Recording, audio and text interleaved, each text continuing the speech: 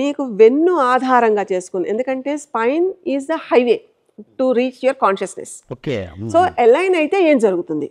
Align అయినప్పుడు తీసుకునే శ్వాస మనకి షట్చక్రాలు చెప్పింది స్పైనల్ కార్డ్ మీద ఈ కోణాలని అంటారు. ఎస్, మనం తీసుకునే శ్వాస వెళ్తూ శరీరం దాని యొక్క నిర్లిప్తతావస్థలో ప్రశాంతంగా ఉంటున్నప్పుడు మనకి డీకోడింగ్ జరుగుతుంది. బ్రహ్మరంధ్రం నుంచి ఇన్ఫర్మేషన్ తెలియడం అనేది జరుగుతుంది.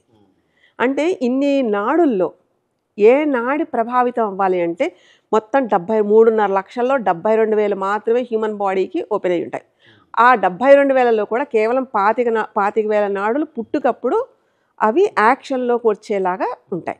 ఈ నాటికి ఇంగ్లీష్ పదం నెర్వ్ అంటారా? ఏదైతే మెడిసిన్ ఇస్తుందో అదే అంటారా? కాదండి, కాదు. It's a junction wear the blood tissue ఇవన్నీ కలిసేది జనరల్గా అలా చెప్తారు. కానీ నాడి అంటే కాన్షియస్నెస్గా మనకి spiritual body, mental body, casual body, ఈ బాడీస్ అన్నీ ఒకదానికొకటి కనెక్ట్ చేస్తూ ఒక ఓవెల్ షేప్లో తీసుకొస్తుంది. ఆరా అంటాం కదా, ఎనర్జీ సిస్టమ్ అంటాం కదా, దట్ ఈజ్ నాడీ సిస్టమ్.